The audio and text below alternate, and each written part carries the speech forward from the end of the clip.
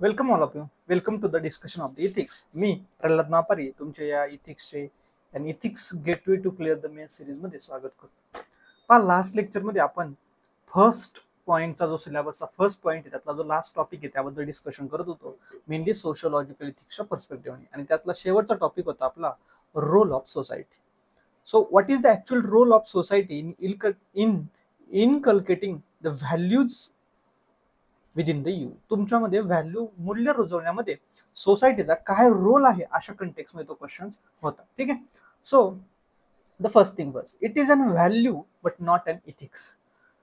काय आहे की अशा प्रकारे एक गोष्ट तुम्हाला डिफरन्शिएट करायची की व्हॅल्यूज वरती मॉरल्स डिपेंड आहे आणि सोसायटीवरती एथिक्स डिपेंड आहे. Simple.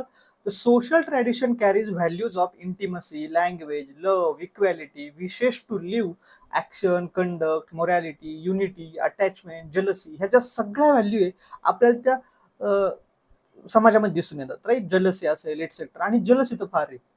Jealousy reason being see पा लेट्स ए कॉम्पिटिशन आहे. तुम्ही पाहिलं असेल मार्केटमध्ये healthy competition is always better. The reason being, healthy competition ensures the quality and at the same time minimum price, right? For example, let's say मार्केटमध्ये एक product, त्याच्या same क्वालिटीचे जर दोनच प्रोडक्ट असतील, म्हणजे दोनच कंपन्या ते प्रोडक्ट प्रोड्यूस करत असतील, तर त्या दोन कंपन्यांमध्ये कॉम्पिटिशन चालतं की प्राइस कशा प्रकारे ठेवली पाहिजे. बट सपोज एका कंपनीने प्राइस मुद्दाम जास्त ठेवली आणि सेम क्वालिटी, तर दुसरी कंपनी काय म्हणते की तीच क्वालिटी आहे, आपणच फक्त प्लेअर आहे, तर आपण पण जर तीच प्राइस ठेवली तर जास्त प्राइसला, चांगल्या क्वालिटी असून सुद्धा जास्त प्राइसला ते जाऊ शकतं. दोघांना जास्तीत जास्त प्रॉफिट कमवता येऊ शकतो. As simple as that. आणि मग जर सपोज आता याच्या कॉन्ट्रडिक्टरी विचार करा. लेट सपोज मार्केटमध्ये 10 प्लेयर्स आहेत, similar quality, similar quantities available आहे.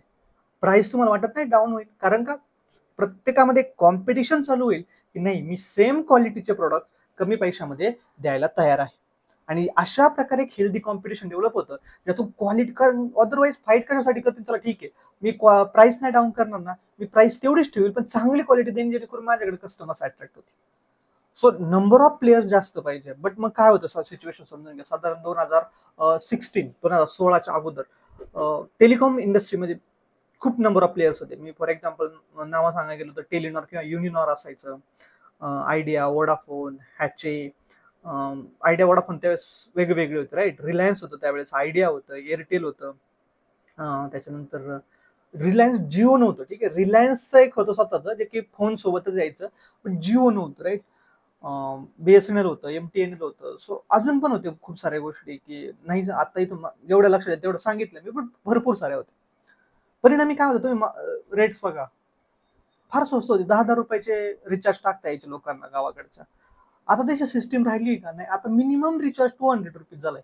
पण बीएसएनएल आहे तर बीएसएनएलचं इन्फ्रास्ट्रक्चर जिओवाले वापरतात ते प्लस जिओवाल्यां. आणि याला रिझन काय, हायर प्राइसेस ठेवले त्याला रिझन काय, कारण कॉम्पिटिशन मध्ये कोणीच नाही ना. एअरटेल सोडलं तर वोडाफोन इंडिया ऑलमोस्ट ऑब्सोल्यूट होऊन गेले की, किंवा त्याचं मार्केट साईज कॅप फार अगदी कमी होऊन गेले. मग राहिले कोण इम्पॉर्टंट, तर ते फक्त रिलायन्स जिओ आणि एअरटेल. पण त्याचा परिणाम असा आहे की रिलायन्स जिओने पेमेंट वाढवलं की एअरटेल वाढवत आहे, जिओने वाढवलं की एअरटेल वाढवत आहे. आणि तुम्हाला याच्याशिवाय ऑप्शन नाही ना. त्यांनी पेमेंट वाढवलं की तुम्हाला पे करावं लागतं. अदरवाईज टेलिकॉम सर्व्हिसेस, तुम्ही इंटरनेट सर्व्हिसेस यूज करू शकत नाही. ही सिच्युएशन आहे. सिम्पल. आता पहा, त्याचा परिणाम असा होतो की कॉम्पिटिशन नसतं होते. मग मी हे सांगत होतो की कॉम्पिटिशन असलं पाहिजे सोसायटीमध्ये. आणि कॉम्पिटिशन असलं त्याच्यामध्ये सोसायटीला आजच्या सिच्युएशनला 21st सेंचुरीमध्ये काय झाले, कॉम्पिटिशनवर मात क्वालिटीने नाही केली जात, कॉम्पिटिशनवर मात जलसीने केली जाते. मग जलसी क्रिएट व्हायला सुरुवात होती. हा तो कंटेक्स्ट सांगत होतो. Right. These are the obvious traits which a child borrows from the members of society. मग सोसायटीमधून चाइल्ड येऊ शकतं. कसं एक प्रकारे एकमेकांवरती जलसी आहे, कशी अटॅचमेंट आहे, लोकांचा कोड ऑफ कंडक्ट काय, ऍक्शन्स काय आहेत, लोक वागतात काय, हे सगळं पाहूनच तो लहान मुलगा शिकत असतो. So man lives in a society for his mental and intellectual development आणि society preserves our culture and transmit it to the succeeding generation. Society brings morality and ethics in individual. So त्यांनी सांगितले give and take relationship आहे सोसायटीची आणि काही इंडिव्हिज्युअलची.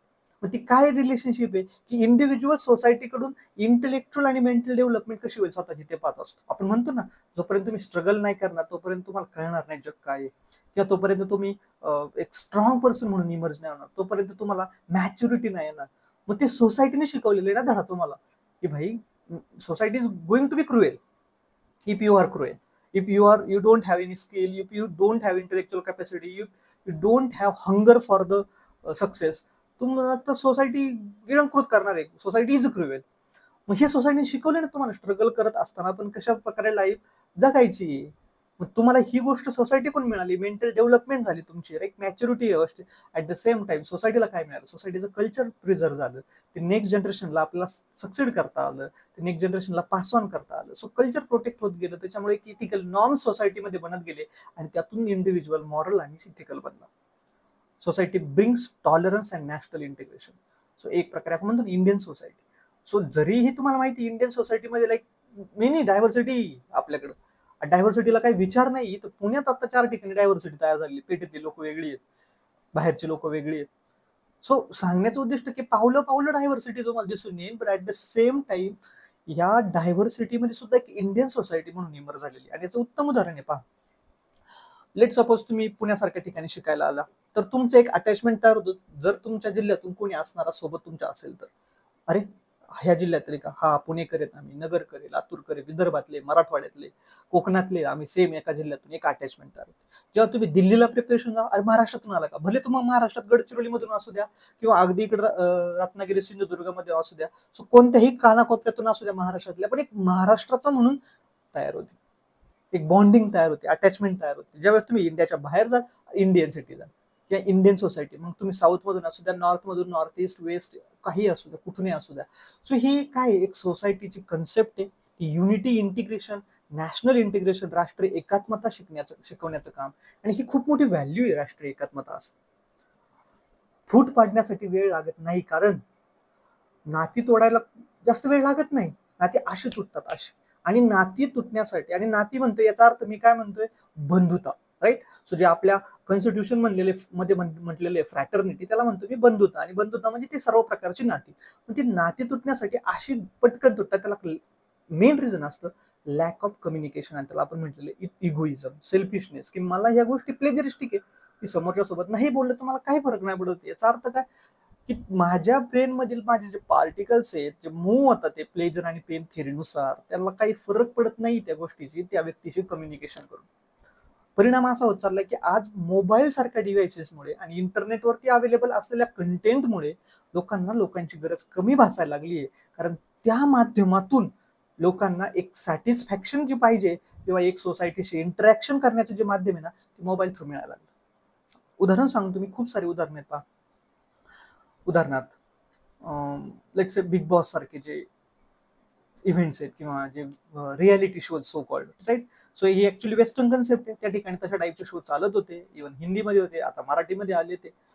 But लोक त्याच्याबद्दल fascination काय, entertainment म्हणून नाहीये. लोक त्या कॅरेक्टरशी स्वतःला आयडेंटिफाय करायला लागले, लोक त्या कॅरेक्टरशी कनेक्ट व्हायला लागले, आणि असं समजायला लागले की मी ह्या सोसायटीमधील गोष्टी बघतोय, मी सोसायटीमध्ये एक ऍक्टिव्ह पार्टिसिपेंट आहे. कारण तुम्ही इन रिअल लाईफमध्ये सोसायटीपासून लांब, त्याच्याबद्दल तुमचे स्ट्रॉंग ओपिनियन्स व्हायला लागले. यार आपण 1 मिनिटात कमेंट करायला लागलो. इव्हन वेब सिरीज मध्ये किंवा टीव्ही सिरियल्स मध्ये आपण 1 मिनिटात कमेंट करायला लागलो की नाही, त्या दोघांनी त्यांचं रिलेशन तोडायला नव्हतं पाहिजे, कदाचित दोघं बोलले असं तर गैरसमज. इन रिअल लाईफ आपण कोणाची वेळ काढून 2 मिनिट कॉल करून बोलायला तयार नाहीये, किंवा वेळ काढून जाऊन भेटून बोलायला तयार नाहीये. सांगण्याचं उद्दिष्ट काय, सोसायटीची कशा प्रकारे मी तुमच्याकडे पर्स्पेक्टिव्ह जाणतो. Ethics is all about perspective. आणि मी सांगितलं हा टॉपिक मी तुम्हाला एसेच्या कंटेक्स्ट मध्ये शिकवणार आहे, जेणेकरून तुम्हाला हे एसीच्या साठी सुद्धा पर्स्पेक्टिव्ह मिळतील. तर ते एका पॉइंटला स्टिक राहून उपयोग नाहीये. आणि मग यातून टॉलरन्स कसा कमी होत चालला, मी याकडे चाललो होतो की तुमची जे सहनशीलता आहे ती कशी कमी होत चालली. सहनशीलता कमी होत चालली याचा रिझन काय आहे, की तुम्हाला गरज राहिली नाही, लोकांची गरज राहिली नाही. सपोज येस, आणि it is need based. Need based म्हणजे काय, सॅटिस्फॅक्शन बेस्ड, प्लेजर बेस्ड. जर तुम्हाला नीड नाही राहिली, तर तुम्हाला त्या पर्सनची गरज नाही राहिली, तर तुम्ही त्या पर्सनची नातं तोडायला 1 मिनिटात तयार आहे. कारण तुम्हाला माहिती, माझी ती गरज, कोणती गरज, जी इमोशनल अटॅचमेंट आहे किंवा emotional involvement in the society असायला पाहिजे, ती गरज आज इंटरनेटच्या माध्यमातून भरून काढली जाते. आणि त्याचा परिणाम होतोय की टॉलरन्स कमी होत चाललाय सोसायटीमध्ये. आणि टॉलरन्स मग कोणत्या क्षेत्रात असू द्या, परस्पर पर्सनल रिलेशनशिप मध्ये असू द्या, किंवा ज्याला आपण प्रायव्हेट रिलेशनशिप म्हटले, तिथं टॉलरन्स कमी होत चाललाय. कुटुंबातील रिलेशन बाबत मधील कुटुंबातील जे रिलेशन आहे तिथं टॉलरन्स कमी होत चाललाय. आपलं जे वर्क स्टेशन आहे किंवा वर्क प्लेस आहे तिथं, आपली जे कामाचं ठिकाण आहे तिथं टॉलरन्स कमी होत चाललाय. At the same time society लेवलला टॉलरन्स कमी होत चाललाय. ऍट द सेम टाइम तुम्ही पाहिलं की आंतरराष्ट्रीय लेवलला जातील दोन देशांमध्ये टॉलरन्स लेवल कमी होत चाललाय. 1 मिनिटात वॉर्स होतात लगेच, राईट. 2 जातींमध्ये टॉलरन्स कमी होत चाललाय, 2 धर्मांमध्ये आपापसामध्ये टॉलरन्स कमी होत चाललाय. याचा परिणाम असा वाढला इनडायरेक्ट और डायरेक्ट व्हायलन्स. ठीक आहे. If one is living in a surrounding with people from a variety of a caste, religion, regional background, you develop a tolerance. मी सांगितलं, जेव्हा तुम्ही अनेक वेगवेगळ्या प्रकारच्या लोकांसोबत राहता, पण ते वेगळ्या कास्टचे, रिलिजनचे, तेव्हा टॉलरन्स, सहिष्णुता डेव्हलप होते, एकमेकांना सहन करण्याची शक्ती निर्माण होते. Society remove the evil of social indifferences like caste through the collective struggle. So सोसायटीने, जरी तुम्हाला असं वाटत असं नाही की कास्ट सारख्या गोष्टी इम्पोज केलेल्या आहेत सोसायटीमध्ये, आज पण ह्या प्रकार चाललेले, बट ऍक्च्युअली ती सोसायटी नाहीये, ते तुम्ही इंडिव्हिज्युअलने ह्या कास्ट सारख्या गोष्टी निर्माण केलेल्या आहेत, इंडिव्हिज्युअल्सनी. बट सोसायटीमध्ये एवढी ताकद आहे की ही जी इनडिफरन्सेस आहे ना, ते दूर करू शकतात. याची उत्तम उदाहरणं आहेत. याची उदाहरणं तुम्ही गणेशोत्सव बघा, तुम्हाला आज इव्हन पुण्यात येऊन बघा, एक फेस्टिवल आहे, इव्हन तुमच्या गावाकडे पण फेस्टिवल सारखं स्वरूप आलेलं असं. No one is caring about that which person is belong to the which caste or religion. बिलकुल नाही. आज पुण्यामध्ये सुवर्ण मंदिराचा देखावा केला जातोय, सो लोक रिलिजन बद्दलचा विचार करत नाही अक्षरशः. सो सांगण्याचं उद्दिष्ट सिंपल आहे की जेव्हा कधी तुम्ही अशा सोशल गॅदरिंग्स मध्ये असेल, कलेक्टिव्ह एफर्ट्स करत असतात, त्यावेळेस लोक आपले जे डिफरन्सेस आहे ते थोडेसे कुठेतरी पुसट व्हायला सुरुवात होतात. आणि हेच सोसायटीचं काम आहे की तुमच्यामध्ये त्या व्हॅल्यू रुजवणे, की डू नॉट डिस्क्रिमिनेट, भेदभाव करू नका या गोष्टींवर. ठीक आहे. Political setup which may either be democratic और autocratic transmit suitable values among the citizen. मग त्यांनी सांगितले तुमची सोसायटी कशी आहे, डेमोक्रेटिक आहे की ऑटोक्रेटिक. ऑटोक्रेटिक म्हणजे काय, एक प्रकारे सत्ताधीश स्वरूपाची किंवा अधिकारशाही स्वरूपाची. ऑटोक्रॅट्स कोण असतात, अधिकारशाह असतात, की जे ब्युरोक्रॅट्स म्हणतो आपण त्यांना, तो त्यांचा रोल मोठा असतो, राईट. जस्ट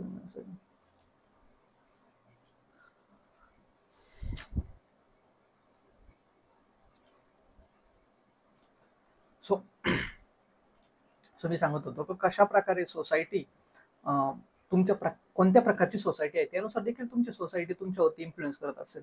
लेट सपोज तुमच्या देशामध्ये डेमोक्रेटिक सोसायटी असेल, लोकशाहीला धरून असणार आहे, तर लोकशाहीची मूल्य रुजवण्यात हेल्प होणार आहे. समता असेल, समानता असेल, राईट, बंधुता, भेदभाव न करणे, सर्वांना समानतेने वागणूक देणे, जस्टिस बद्दल, न्यायाबद्दल बोलणे, कायद्याचे राज्य असणे, ह्या गोष्टी ज्या डेमोक्रेसीच्या, कोणत्याही लोकशाहीच्या प्रत्येकाला महत्व आहे. प्रत्येकाच्या ओटची, प्रत्येक इंडिव्हिज्युअलच्या ओटची व्हॅल्यू आहे, प्रत्येक इंडिव्हिज्युअलच्या ओपिनियनची व्हॅल्यू आहे. जेव्हा अशा प्रकारची सोसायटी असते, ऑब्व्हियसली तुमच्यामध्ये झालेलं मिस्टेक देखील स्वीकारलं जातं. तुमच्यामध्ये तुम्हाला ग्रोथ करण्याची ऑपॉर्च्युनिटी दिली जाते लोकशाहीमध्ये. बट त्याचबरोबर अधिकारशाही असेल तर नेहमी कधी पण ते इन्शुअर करणार की तुम्ही त्यांच्यापेक्षा मोठे नाही झाले पाहिजे. मग एक कॉम्पिटिशन, ते पण निगेटिव्ह स्वरूपाचं स्पर्धा, अशा प्रकारच्या व्हॅल्यूज तुमच्यामध्ये डेव्हलप होतात. हुकुमशहा स्वरूपाच्या व्हॅल्यूज तुमच्यामध्ये डेव्हलप होतात. सो ते तुमची सोसायटी कशी हे देखील त्या पद्धतीने इन्फ्लुएन्स करत असते. फॉर एक्झाम्पल, तुमची जर सोसायटी ब्रिटिशांच्या राज्याच्या काळात कशी होती, हुकुमशाही पद्धतीची होती, बट व्हॅल्यूज कशा प्रकारे डेव्हलप करायला काँग्रेसने हेल्प केली. आणि म्हणून मीच काय, बिपिन चंद्र यांनी सुद्धा काँग्रेसला खूप प्रेस केलेले. आणि काँग्रेस म्हणजे त्यावेळेचं काँग्रेस, राईट, जे की आपण त्यावेळेस राष्ट्रीय सभा म्हणतो, बरोबर. सो त्या काँग्रेसला फार प्रेस केलेले त्यांनी, कारण त्यांनी सांगितले, आणि फार सुंदर स्टेटमेंट आहे बिपिन चंद्रामध्ये. त्यांच्या म्हणजे बिपिन चंद्रांच्या म्हणण्यानुसार त्यांचं इंडिया स्ट्रगल फॉर इंडिपेंडन्स जे बुक आहे त्यामध्ये त्यांनी सुंदर वाक्य वापरले. It is not the authoritarian colonial state of Britain or UK or the company etc. that has inculcated the democratic values and setup or the democracy in India, but it is the Congress who has actually inculcated these values from the grassroots level to the top level, central level. So त्यांचं simple म्हणणं एवढंच होतं की हे actually आपल्या देशामध्ये जी लोकशाही आली ती टिकून राहिली, आणि त्या लोकशाहीची मूल्य जी सर्वांमध्ये रुजली गेली, त्याला कारण हे काय ब्रिटिश क्लेम करतात ना, आम्ही डेमोक्रेसी तुमच्यामध्ये आणली, आम्ही 1919चा कायदा आणला, आम्ही 1919चा कायदा आणला. पण ते ऍक्च्युअली ब्रिटिशांनी नाही, तर ते हे जे काँग्रेसची स्थापना झाली पर्टिक्युलरली, त्या काँग्रेसच्या स्थापनेनंतर ज्या प्रकारच्या व्हॅल्यूज रुजायला सुरुवात झाली, त्याची उदाहरणं पण देईल मी तुम्हाला बिपिन चंद्रांनी दिल्याप्रमाणे. त्याचं रूपांतर ऍक्च्युली असं या प्रकारामध्ये झालं की देशामध्ये लोकशाही आली आणि ती रुजू शकली आणि राहू शकली, टिकू शकली. त्याचं रूपांतर हुकुमशाहीमध्ये झालं नाही, लष्करीशाहीमध्ये झालं नाही. आणि त्याला कारण ते उदाहरणं देतात. की उदाहरणार्थ तुम्ही बघा, काँग्रेसचा पेंडॉल असं उदाहरण दिलेलं आहे, काँग्रेस पेंडॉल, की ज्याला क्रिटिसाइज केलेलं आहे. इट इज ब्राह्मिन्स पेंडॉल असं म्हटलं जायचं, ब्राह्मण्स पेंडॉल. बट काँग्रेस पेंडॉल म्हणजे काय, की दरवर्षी अधिवेशन होणार, दरवर्षी नवीन लीडर निवडला जायचं. असं निवडणुकीची गोष्ट तिथून सुरुवात झाली. त्यामध्ये सर्वांना बोलण्याचं आणि मत व्यक्त करण्याचं अधिकार मिळायला लागली. सो काँग्रेसच्या अधिवेशनामध्ये दरवर्षी. सो परिणामी पूर्ण आता आणि रूल्स काय असायचे तुम्ही पहा. तुम्ही जर सगळे प्रेसिडेंट वाचले, दरवर्षी बदलायचे, दर 1 वर्षाने प्रेसिडेंट बदलत होते काँग्रेसचे, बरोबर. आणि त्याचबरोबर प्रत्येक प्रांत असेल, प्रत्येक प्रोव्हिन्सेस असेल, त्यावेळेस प्रत्येक भाग असेल, विभाग, देशातील सगळे जे राज्य आहेत, सगळ्यांना रिप्रेझेंटेशन मिळत होते. ही डेमोक्रेसीचे मूल्य आहेत ना. लोक गावोगावी जाऊन आपले व्हॅल्यू समजून सांगत होते, लोकांपर्यंत पुस्तकं, वर्तमानपत्रे पोहोचत होती. सो फ्रीडम ऑफ स्पीच आणि एक्सप्रेशन पोहोचत होतं. ही मूल्य रुजत आहे. आज सपोज फॉर एक्झाम्पल सोसायटीचा खूप मोठा पार्ट आहे मीडिया, राईट. मीडिया कोणत्या प्रकारचे व्हॅल्यू तुमच्यामध्ये रुजवते, विचार करून बघा, 1 मिनिट होल्ड करून. कोणतीच नाही मिस आहे, फक्त निगेटिव्ह व्हॅल्यूज प्रमोट करते ते. आज मीडियाने पॉझिटिव्ह व्हॅल्यूज, माझ्या मते कोणी पॉझिटिव्ह व्हॅल्यूज प्रमोट करत असेल ना, द हिंदू आणि इंडियन एक्सप्रेस, म्हणजे काही इंग्लिश एडिटोरियल्स. डेफिनेटली मी टीका करणार नाही मराठी न्यूजपेपर्सवरती. The reason being, I am not experience of it. मला त्याला काही कोणता एक्सपिरियन्स नाही त्यांचा, त्याच्यामुळे मी त्यांच्यावर टीका करत नाहीये. बट मला एक्सपिरियन्स आहे इंग्लिश न्यूजपेपरचा काही. माइंड ब्लोईंग आहे. तुमच्यामध्ये व्हॅल्यूज रुजवत होते, तुमच्यामध्ये सगळ्या लाईक पहिली व्हॅल्यू लोकशाहीचीच रुजवत होते. तुम्ही ऐकलंय का द हिंदू कधी कोणत्या गोष्टीला बळी पडलेला आहे? नाही. इंडियन एक्सप्रेस नाही. Times of India, he articles म्हणजे हे न्यूजपेपर्स फार न्यूट्रल स्वरूपाचं काम करण्याचा प्रयत्न करतात. ठीक आहे. सो असं सांगण्याचं उद्दिष्ट सिंपल आहे की अशा प्रकारे सोसायटी कशा स्वरूपाची असेल त्या स्वरूपाचं तुमच्यावरती व्हॅल्यूज पडत असतात. Society imbibes the conformity. A person is force to mimic what his peers do. बऱ्याच वेळा काय असतं, सोसायटी कन्फॉर्म करण्याचा प्रयत्न करते. कन्फॉर्म करणे म्हणजे काय, की आपण जे मानतोय किंवा सोसायटीमध्ये जे दिसतोय तशाच पद्धतीने सगळ्यांनी वागावं या प्रकारे प्रयत्न करत असते. आणि बऱ्याच वेळा आपल्याला फोर्स केलं जातं की आपले पियर्स म्हणजे काय, साथी, समाजातील आपल्या बरोबरच असणारे जे इतर सदस्य आहेत ना त्या समाजातील, ते जसे वागतात तसेच आपल्याला पण देखील वागण्याचा प्रयत्न केला जातो किंवा फोर्स केलं जातं आपल्यावर, प्रेशराईज केलं जातं. सोसायटीचं काम आहे सोसायटीला प्रेशर क्रिएट करणं, जेणेकरून तुम्ही अनइथिकल, इमॉरल गोष्टी करणार नाही. If they are smoking, he will smoke. If they are living in a nuclear families, he too will feel separated from his joint family and so on. So त्यांनी सांगितलं सोसायटीमध्ये आजकाल न्यूक्लिअर फॅमिली, छोट्या कुटुंबात राहणं जर नॉर्मल होऊन गेलं तर लोक ते पसंत करणार. जर तुम्हाला दिसलं की सोसायटीमध्ये की 4 लोक आज पण एखाद्या टपरीवरती सिगारेट ओढतात तर आणि कोणी काही त्यांना बोलत नाहीये, हे ऍक्सेप्टेबल आहे, तर लोक ऑटोमॅटिक इन्फ्लुएन्स होत जाणार आहेत.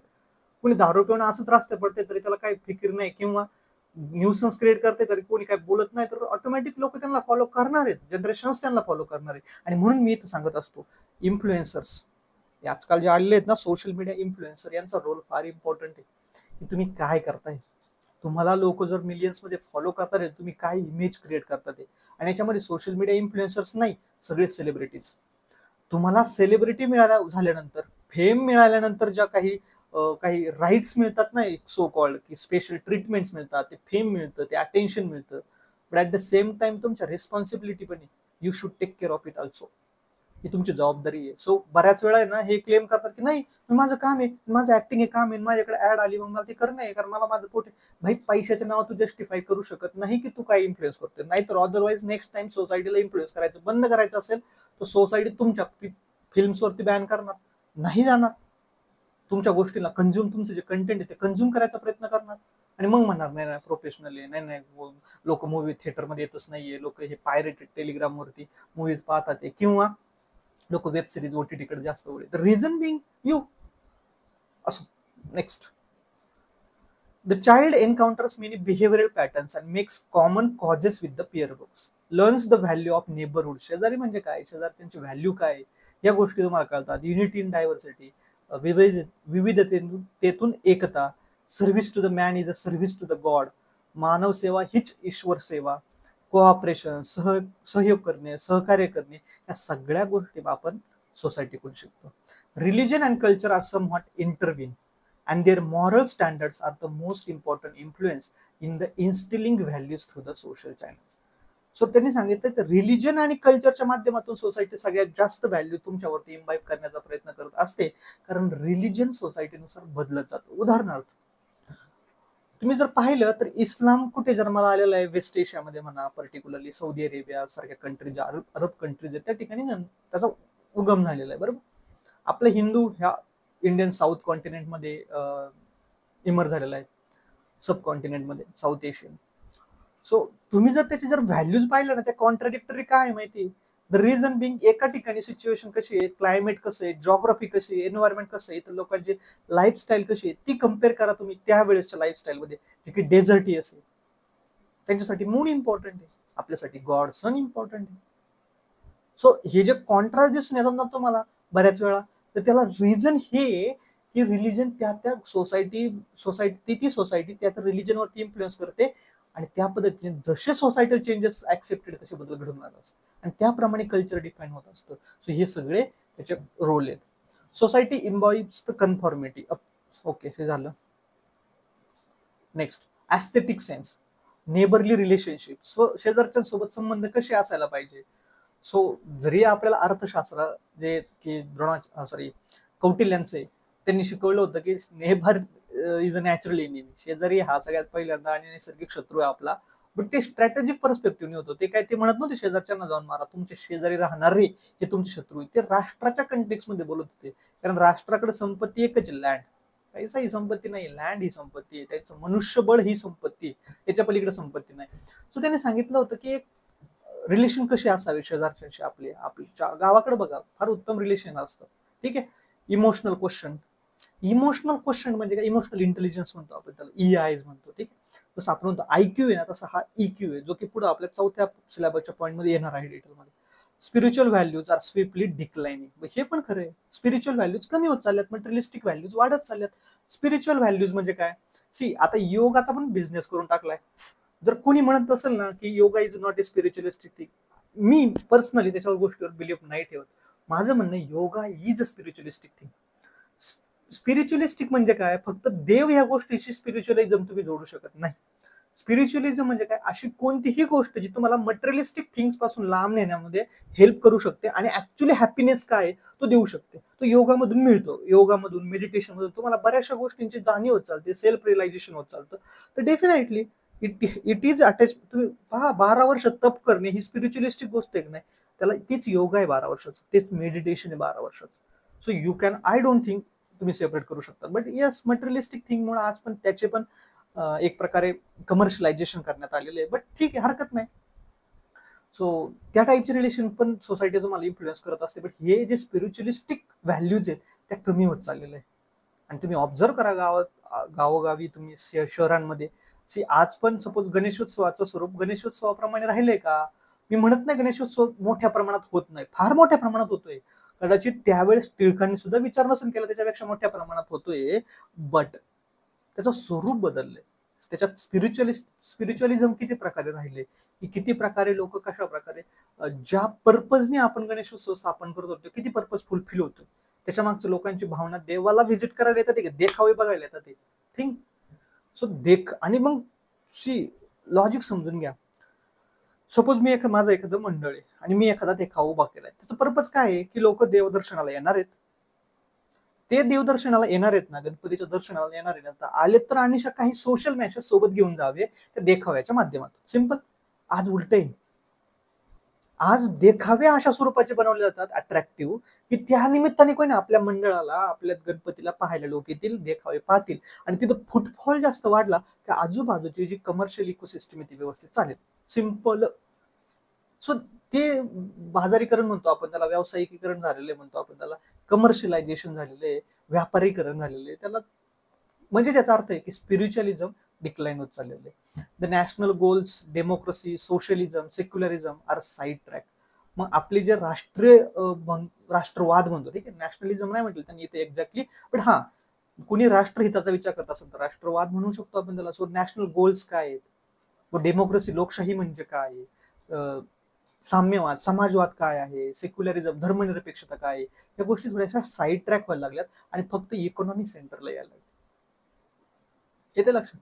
Thus, the role of school, society and the teacher need to be assigned a fresh inculcation of the values. आणि मग अशा प्रकारे ह्या तिन्ही गोष्टी, स्कूल असेल, सोसायटी असेल, टीचर्स असतील, किंवा पॅरेंट्स असतील, या सगळ्यांचे तुम्हाला वेल डिफाईन पद्धतीने रोल रिशेप करावं लागते ना सांगितले, बदलावे लागतील, जेणेकरून चांगल्या मूल्यांचे रुजवण होऊ शकते. आणि म्हणून डॉक्टर कलामांनी सांगितलंय, महात्मा गांधीजींनी सांगितलेले की नेहमी शाळेतून अशा व्हॅल्यू बेस्ड एज्युकेशन असलं पाहिजे, मूल्यावर आधारित एज्युकेशन असं असलं पाहिजे शाळांमध्ये, जेणेकरून एक productive member of the society तयार होईल, की त्याचा काहीतरी उपयोग आहे सोसायटीमध्ये.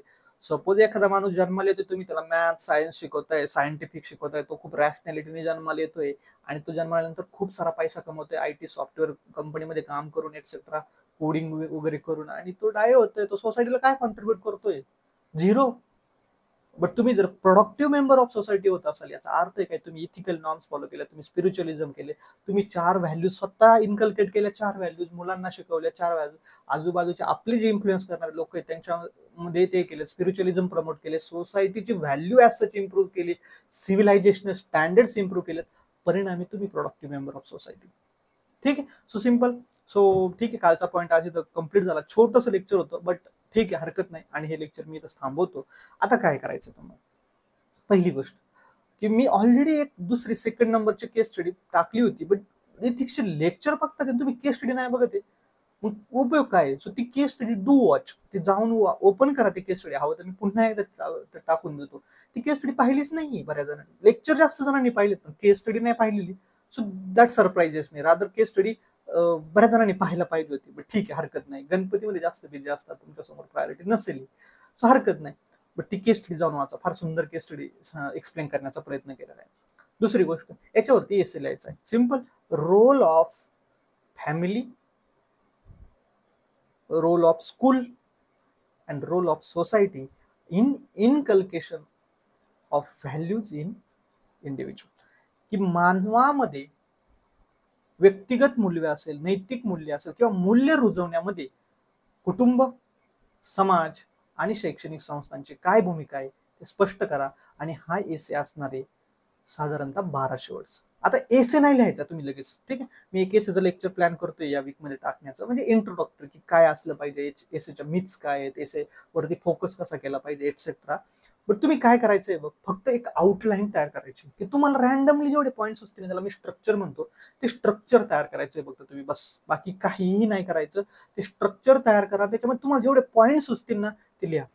कारण मला एवढ्यांचे एसे चेक करणं शक्य होत नाही, बट तुम्हाला प्रॅक्टिस करायला असून तुम्ही निश्चितच करू शकता आणि सेंड करून ठेवू शकता. मला जसा वेळ मिळेल तसा मी चेक करेल, किंवा एक दिवस एक मी सांगितलं झूम कॉल थ्रू सगळ्यांच्या सोबत डिस्कशन करेल. बट तुम्ही प्रॅक्टिस करा, ऍटलीस्ट स्ट्रक्चरची प्रॅक्टिस करा, की पॉईंट्स ब्रेनस्टॉर्म करा, मित्रांसोबत चर्चा करा, फॅमिली सोबत चर्चा करा.